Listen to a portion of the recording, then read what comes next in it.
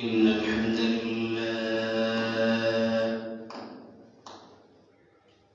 نحمده ونستعينه ونستغفره ونؤمن به ونتوكل عليه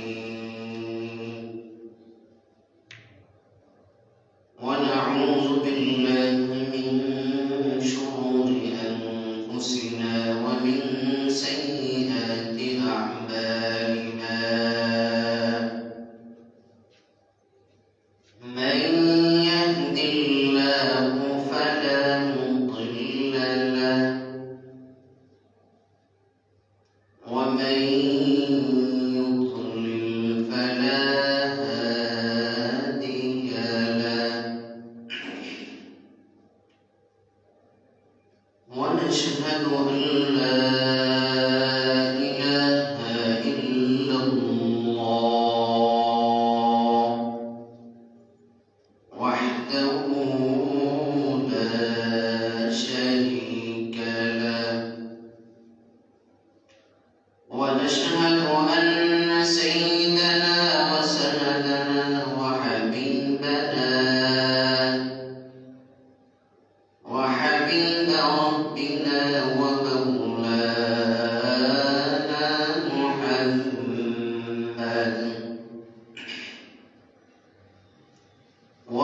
ومولانا محمد عبده ورسوله الذي أرسله الله تعالى بالحق بشيرا ونذيرا وداعيا إلى الله بإذنه وسراجا منيرا فقد قال الله تبارك وتعالى أعوذ بالله من الشيطان الرجيم بسم الله الرحمن الرحيم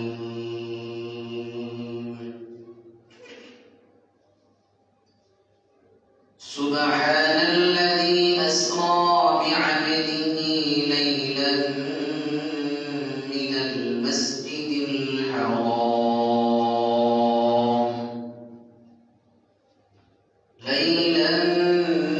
المسجد الحرام إلى المسجد الأقصى الذي باركنا حوله لنريه من آياتنا إنه هو السميع البصير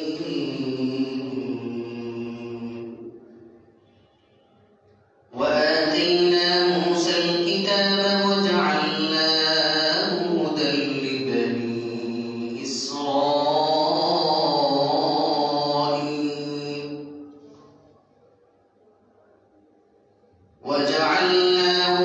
لبني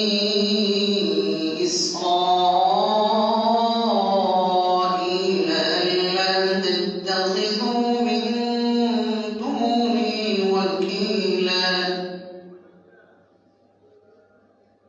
ذرية من حملنا مع نوح إنه كان عبدا شكورا صدق الله العلي العظيم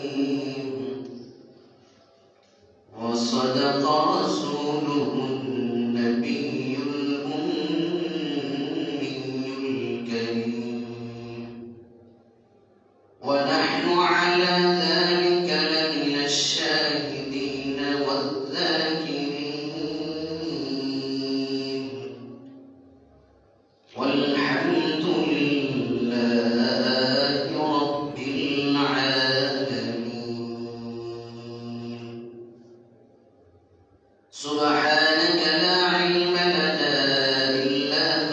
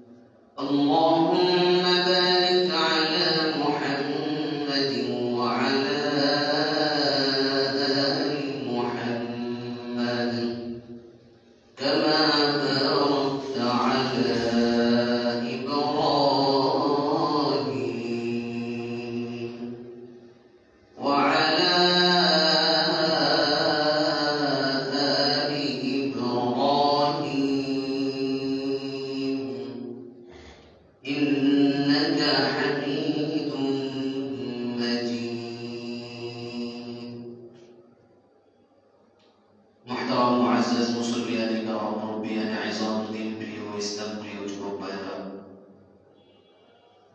পর্দার আড়ালে অবস্থানরত সম্মানিতা মা ও বোনেরা, আল্লাহ জাল্লা শানুহু আম্মা নাওয়ালুর দরবারে অসংখ্য গণিত শুকরিয়া জ্ঞাপন করছি যে মহান মালিক আপনাকে আমাকে পবিত্র জুমার দিনে জুমার নামাজ আদায় করবার উদ্দেশ্যে পৃথিবীর পবিত্রতম জায়গা মসজিদে এসে কিছু দিনে আলোচনা করা এবং শোনার সুযোগ করে দিয়েছেন। এই জন্য রব্বে কায়নাতের দরবারে কালিমাতুশ শুকর আদায় করি আলহামদুলিল্লাহ। মুহতারাম হাজিরিন, গত জুমায়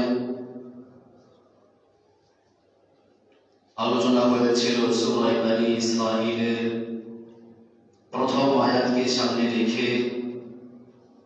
এই জুমাতেও ইনশাআল্লাহ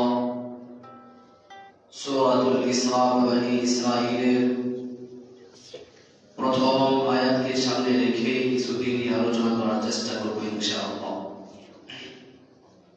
মুহতারাম হাজিরিন, গত জুমায় আমরা বলেছিলাম মি'রাজ এবং ইসরা কাকে বলে। স্মরণ করার উদ্দেশ্যে আবার বলছি,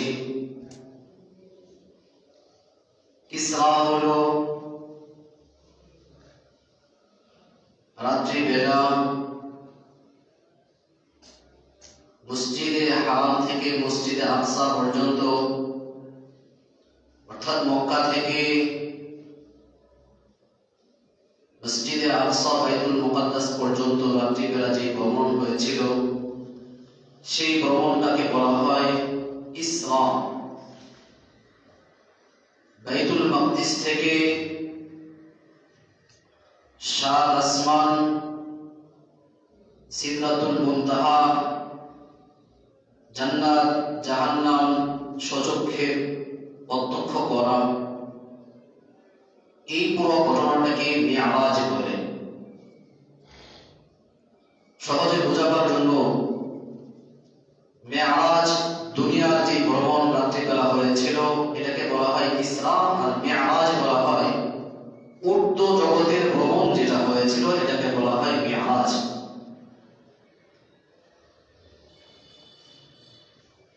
তো রাসূল আরবি সাল্লাল্লাহু আলাইহি ওয়াসাল্লাম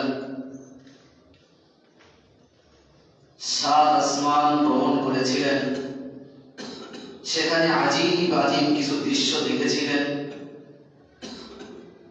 এবং দুনিয়ার শ্রেষ্ঠতম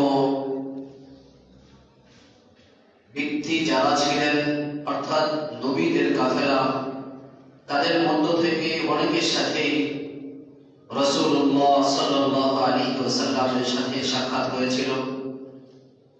তো রাসূল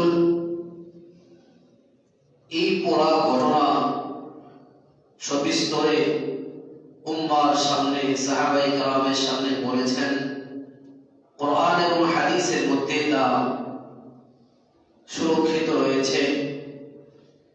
তো আজকে আমরা সেই বিষয়কে সামনে রেখে কিছু আলোচনা করব ইনশাআল্লাহ।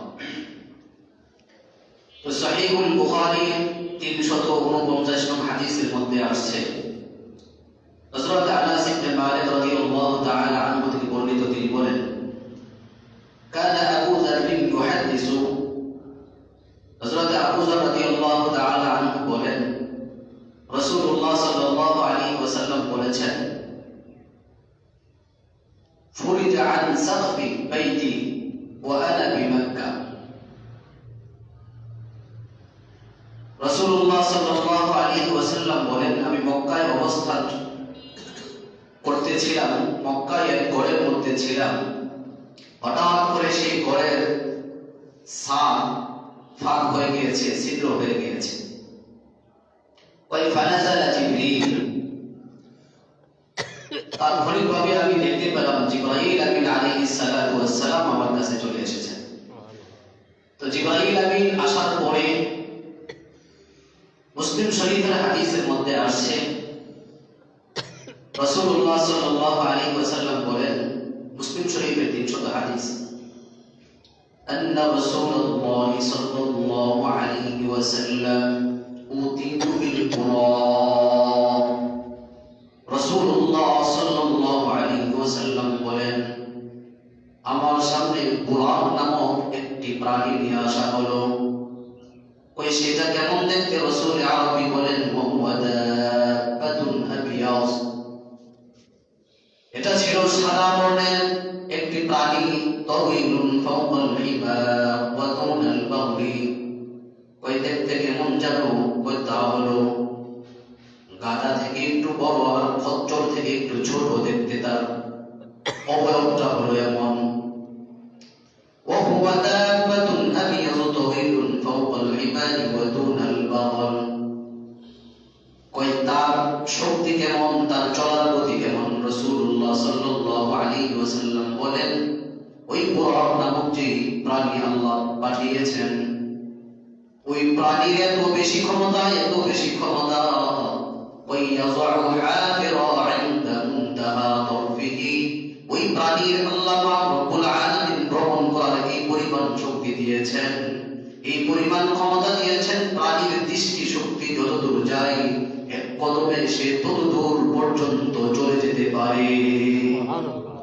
তার দৃষ্টি শক্তি যে পর্যন্ত যায়, দেখার শক্তি যেখানে গিয়ে শেষ হয়, তার এক কদম লাগে ওই পর্যন্ত যায়। এই পরিমাণ দ্রুত গতি সম্পূর্ণ একটি প্রাণী আমার কাছে প্রেরণ করেছে। ওই দেখতে কেমন? ওই সাদা রঙের, গাধা থেকে একটু বড়, খচ্চর থেকে একটু ছোট। তার চলার গতি কি? ইয়াযউ হাফিরা ইনদা মুনতাহা তরফিহি। তার দৃষ্টি সীমা যতটুকু পর্যন্ত যায়, এক কদমে সে ততটুকু পর্যন্ত যেতে পারে। এই প্রাণী যখন আমি তার মধ্যে ওঠার জন্য একটু চেষ্টা করতেছিলাম, আমাকে দেখে এই প্রাণী আমাকে শুরু করে দিয়েছিল। এই প্রাণীর উপরে আমি উঠবো, কিন্তু সে কেমন যেন একটু বিরক্ত বোধ করতেছে। তো জিবরাইল আলাইহিস সালাতু ওয়াস সালাম বললেন, এই সবার সাথে লাফালাফি করলে হয়? তুমি জানো এটা কে? তখন জিবরাইল আমিন বললেন যে পৃথিবীর মধ্যে যত আল্লাহ পাকের সৃষ্টি আছে, ফেরেশতা বলো, মানুষ বলো, নবী বলো, সব থেকে সম্মানিত ব্যক্তি এই মুহূর্তে যিনি তোমার উপর আরোহণ করবেন, তিনি হলেন মুহাম্মদুর রাসূলুল্লাহ সাল্লাল্লাহু আলাইহি ওয়াসাল্লাম। এই কথা বলা মাত্রই গাধা লজ্জায় সে ঘামা শুরু করে দিয়েছে। বুরাক যেটা, এই বুরাকটা ঘামা শুরু করে দিয়েছে। এত সম্মানিত ব্যক্তি আমার উপর উঠবে, এই জন্য সে একটু নড়াচড়া করতেছিল। সে তো এটা দুনিয়ার কোনো প্রাণী না, এটা দুনিয়ার কোনো প্রাণী না, এটা আল্লাহ পাকের বিশেষভাবে বানানো প্রাণী বুরাক। এরপরে রাসূল আরবি সাল্লাল্লাহু আলাইহি ওয়াসাল্লাম বলেন, হাত্তা আতাইতু বাইতুল মাকদিস। এই প্রাণীর উপর ওঠার পরে হঠাৎ করে আমি বাইতুল মুকাদ্দাসের মধ্যে আসলাম। বাইতুল মুকাদ্দাস আসার পরে আমি ফাদাখালতুল মসজিদ, বাইতুল মুকাদ্দাসের মধ্যে আমি প্রবেশ করলাম। বাইতুল মুকাদ্দাসে প্রবেশ করার পরে ফাসাল্লাইতু ফীহি রাকাআতান, ফাসাল্লাইতু ফীহি, তার মধ্যে আমি 2 রাকাত নামাজ পড়লাম। 2 রাকাত নামাজ পড়ে ফাখারাতু, আমি মসজিদ থেকে আবার বের হলাম। ঘটনাটা হচ্ছে মসজিদে হারাম থেকে বাইতুল মুকাদ্দাসে রাসূল আসছেন, আসার পরে মসজিদে ঢুকছেন। মসজিদে ঢোকার আগে হাদিসের মধ্যে আসছে যে ফারাবাতুহু, আমি ওই প্রাণীকে বাঁধলাম ওই খুঁটির সাথে, যেই খুঁটির মধ্যে অন্যান্য নবীরা প্রাণী বেঁধেছিলেন। ওই খুঁটির মধ্যে বেঁধে ফাদাখালতুল মসজিদ, আমি মসজিদে প্রবেশ করলাম। ফাসাল্লাইতু ফীহি রাকাআতান, এবং তার মধ্যে আমি 2 রাকাত নামাজ পড়লাম। ফাখারাতু, আমি বের হলাম। বের হওয়ার পরে জিবরিল আমিন আমার সামনে, ফাজাআনি জিবরিল আলাইহিস সালাতু ওয়াস সালাম, জিবরিল আমার সামনে আসলো। বিইনাইন মিন খামরিন ওয়া ইনাইন মিন লাবানিন, 2টা পাত্র নিয়ে আসলো। একটা পাত্রের মধ্যে মদ রাখা, শরাব রাখা, আর একটা পাত্রের মধ্যে হলো দুধ রাখা। জিবরিল আমাকে বললেন যে আপনার যেটা ইচ্ছা সেটা গ্রহণ করেন। রাসূলুল্লাহ সাল্লাল্লাহু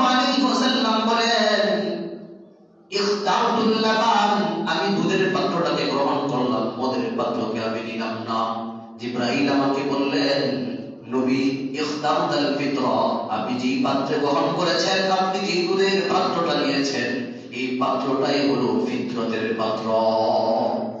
এই পাত্রটা মদের পাত্র না। যদি আপনি মদের পাত্র নিতেন, আপনার উম্মত কিন্তু পথহারা হয়ে যেত। আপনি দুধের পাত্র নিয়েছেন, এই দুধটাই হলো ফিতরত, অর্থাৎ এটাই হলো মানুষের মূল চরিত্র, যেটা ভালো হওয়া ওই ফিতরতই হলো, এটাই সেই ফিতরত। রাসূল আরবি সাল্লাল্লাহু আলাইহি ওয়াসাল্লাম বলেন, এরপরে জিবরাইল আমিন আমাকে বললেন, নবী চলেন। আমি চলতে লাগলাম, হঠাৎ করে দুনিয়ার আসমানের কাছে গেলাম। আসমানে যাওয়ার পরে আমাকে আসমানের দরওয়াজার সামনে রাখা হলো। আসমানের দরওয়াজার সামনে যাওয়ার পরে জিবরাইলকে জিজ্ঞাসা করলেন, আপনি কে? অথচ সবচাইতে সম্মানিত ফেরেশতা জিবরিল, তিনি বলেন, আমি জিবরাইল, আনা জিবরিল। জিবরাইলকে আবার প্রশ্ন করা হয়, ওয়া মান মা'আক? কিলা ওয়া মান মা'আক? ও জিবরিল, আপনার সাথে কাকে দেখা যাচ্ছে? উনি কে? উনি আমার কে? জিবরাইল আমি উত্তর দেই, মুহাম্মদ সাল্লাল্লাহু আলাইহি ওয়াসাল্লাম। তিনি হলেন মুহাম্মাদুর রাসূলুল্লাহ সাল্লাল্লাহু আলাইহি ওয়াসাল্লাম। জিবরাইল আমিনকে বলা হয়, আপনাকে কি ওখানে কদ বুইসা ইলাইহি, তাকে পাঠানো, তাকে আমার জন্য কি আপনাকে পাঠানো হয়েছে নাকি? বিষয়টা কি এমন যে আপনাকে পাঠানো হয়েছে তাকে আনার জন্য? কয় কদ বুইসতু ইলাইহি, অবশ্যই আমি জিবরাইলকে নবী মুহাম্মদুর রাসূলুল্লাহ সাল্লাল্লাহু আলাইহি ওয়াসাল্লামকে আমার জন্য দুনিয়ার মধ্যে পাঠানো হয়েছে, এই জন্যই আমি তাকে নিয়ে এসেছি। কয় দরওয়াজা খুলে দেওয়া হইল, দরওয়াজা খুলে দেওয়া হইল। আসমানের প্রথম দরওয়াজা খোলার পরে নবী মুহাম্মদুর রাসূলুল্লাহ সাল্লাল্লাহু আলাইহি ওয়াসাল্লাম বলেন, ফাইদা আনা বিআদম, প্রথম আসমান দরওয়াজা খোলার পরে আমি আদম নবীকে দেখতে পেলাম। আদম নবী বসা, আদম নবীর পাশে কিছু মানুষের আকৃতি দেখতে পাইলাম।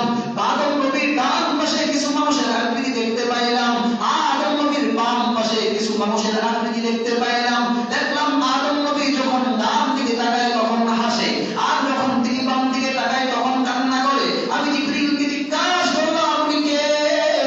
জিবরাইল উত্তর দেয়, উনি হলেন আপনার বাবা, দুনিয়ার সমস্ত মানুষের বাবা আদম নবী। কই ডান পাশে যারা তাদেরকে দেখলে তিনি দিকে হাসে, আবার বাম পাশে যারা তাদেরকে দেখলে দেখি কান্না করে। কারণ কি? মুহাম্মদুর রাসূলুল্লাহ সাল্লাল্লাহু আলাইহি ওয়াসাল্লামকে জিবরাইল আমিন জানিয়ে দেয়, ওই ডান পাশে যাদেরকে দেখতেছিলেন তারা হলো আদমের সন্তান, যারা নাকি যাবে জান্নাতে। আর বাম পাশে যাদেরকে আপনি দেখতেছিলেন, যাদেরকে দেখে আদম নবী কান্না করতেছিলেন, তারা হলেন জাহান্নামী।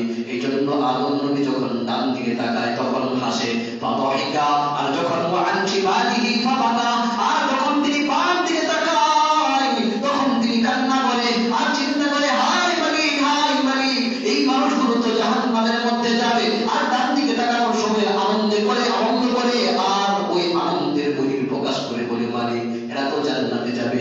এই জন্য তখন তিনি ডান দিকে তাকায়, ডান দিকে তাকাইলে হাসে, আর বাম দিকে তাকাইলে তিনি কান্না করে। প্রথম আসমানে আদম নবীর সাক্ষাৎ।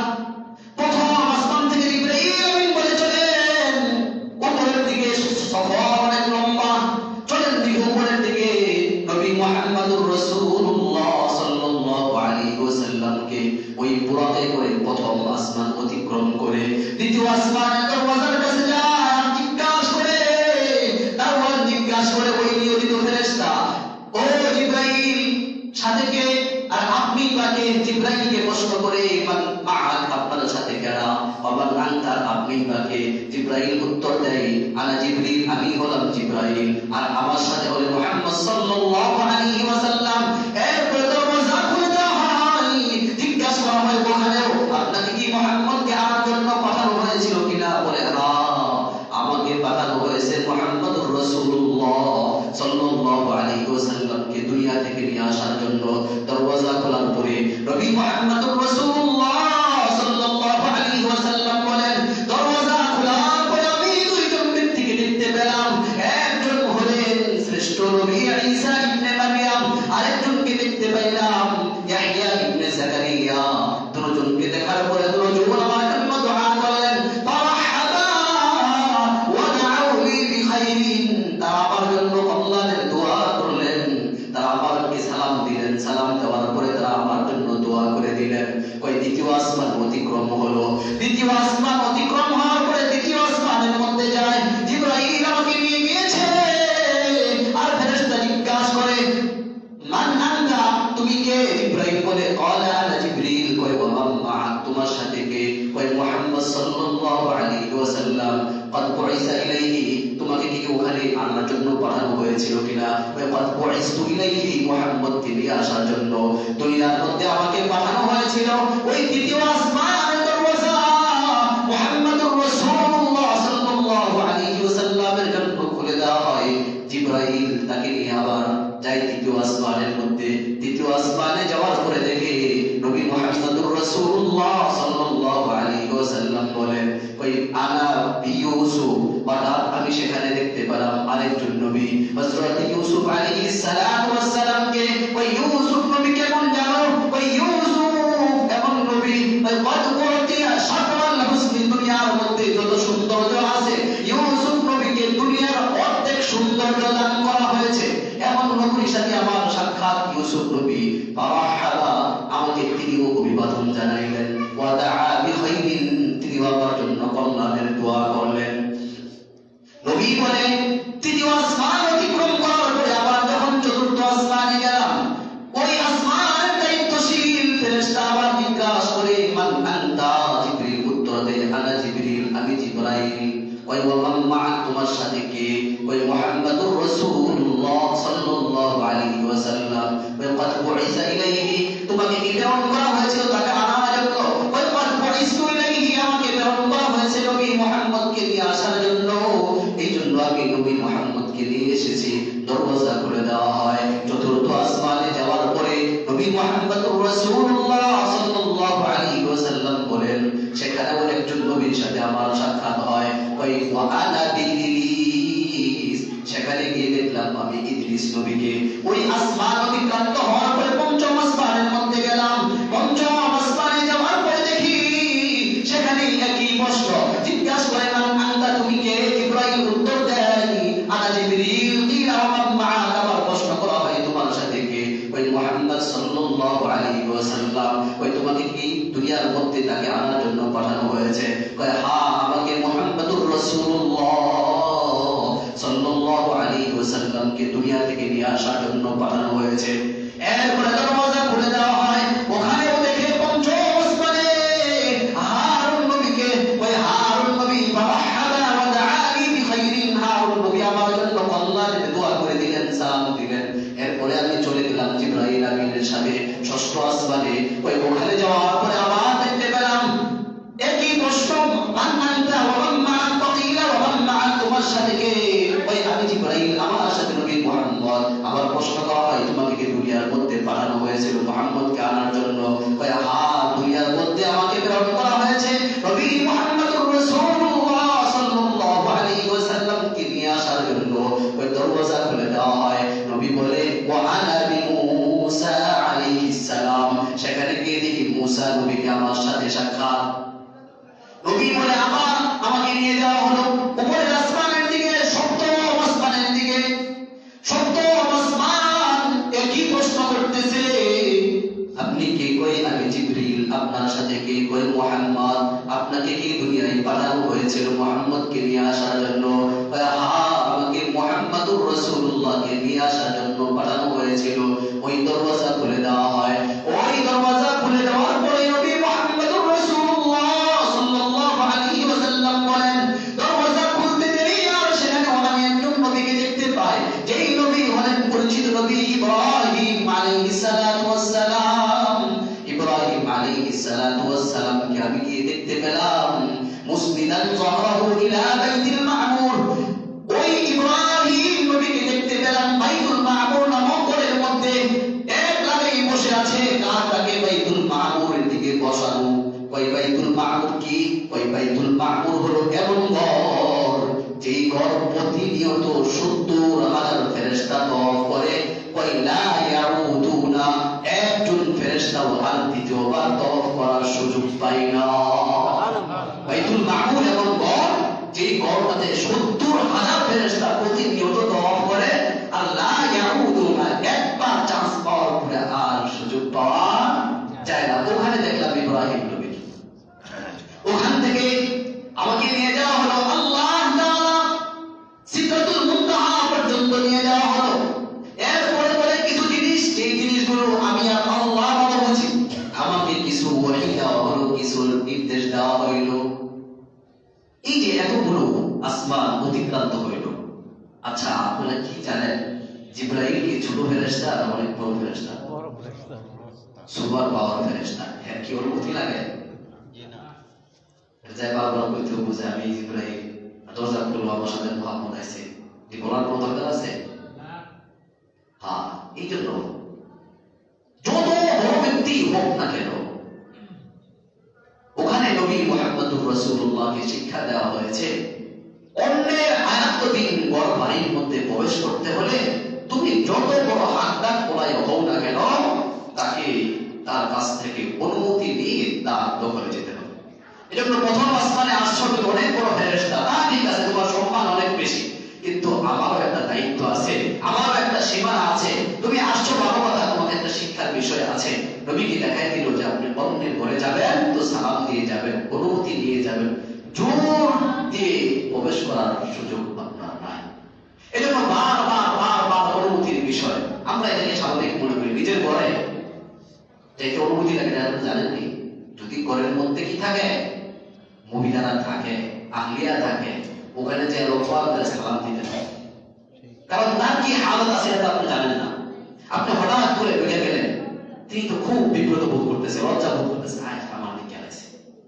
এই জন্য ইসলামের বিধান, আপনি অন্যের ঘরে গেলে, অন্যের কামরায় গেলে, অন্যের গোপন যে রুম থাকে, স্বাভাবিক মানুষ বসবাসের জায়গা, বাড়িতে গিয়ে সর্বপ্রথম সালাম দিবেন। ওই সালামের উত্তর নাই, একবার দুইবার তিনবার ফিরে আসে। প্রথমবার সালাম দিয়েছেন, উত্তর নাই, দ্বিতীয়বার সালাম দিয়েছেন, উত্তর নাই, তৃতীয়বার সালাম দিয়েছেন, উত্তর নাই, নাই হয়। কিন্তু আপনি টাকা দিয়ে যদি গেলে কি করে, এই সুযোগ নাই। এই জন্য জিবরাইল আলাইহিস সালাতু ওয়াস সালাম অনেক সম্মানিত এবং মাহবুব ফেরেশতা।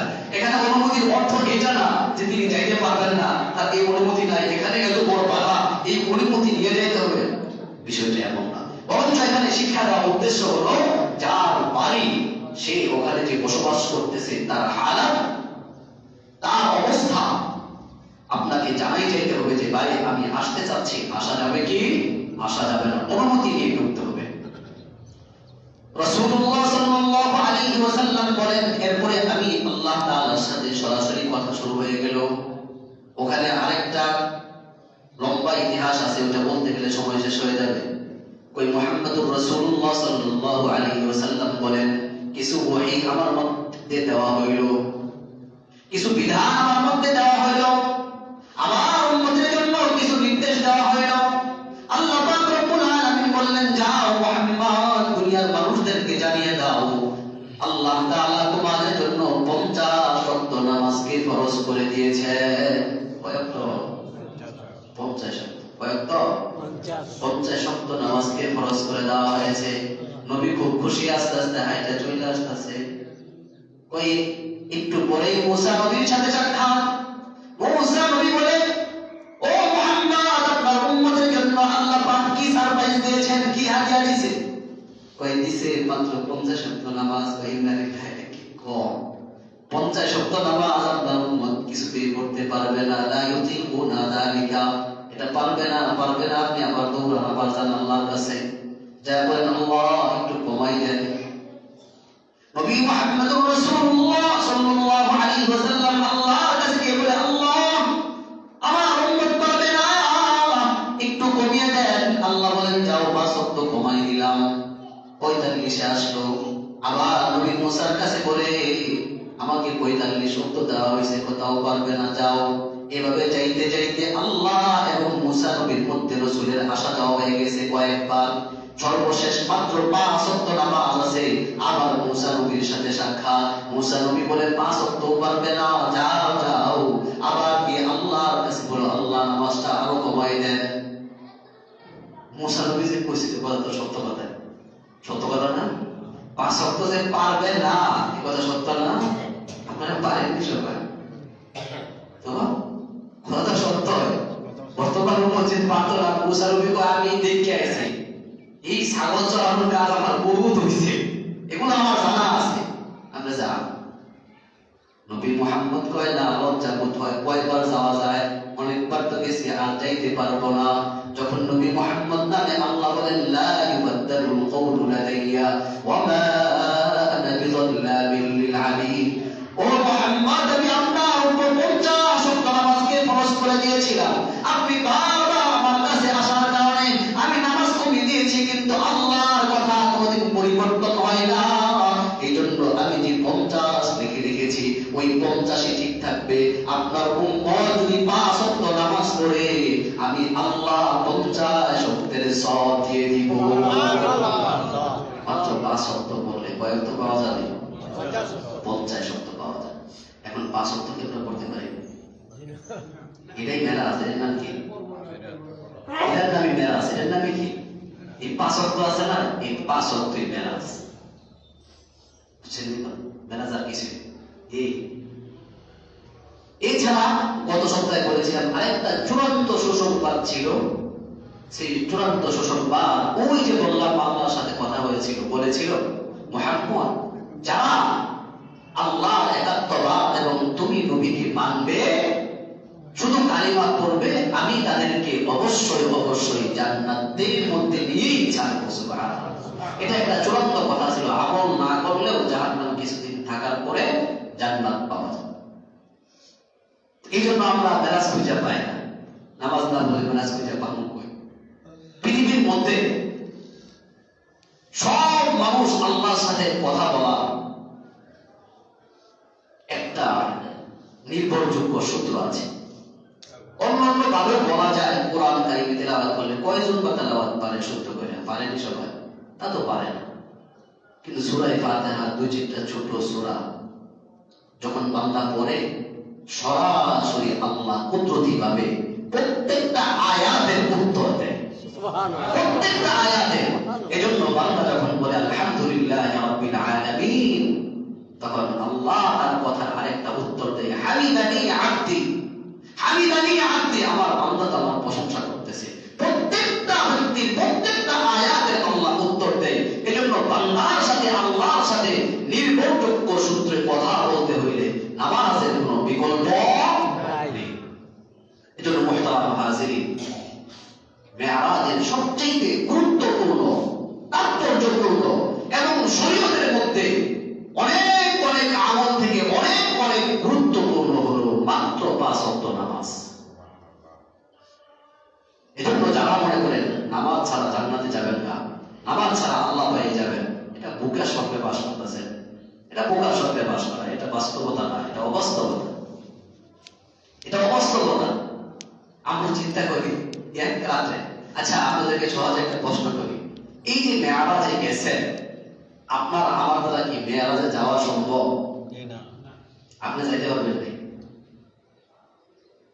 যাওয়া তো সম্ভব। তাহলে মেরাজ পালন করবেন কেমনে? মেরাজ কি পালন করার বিষয় না আলোচনার বিষয়?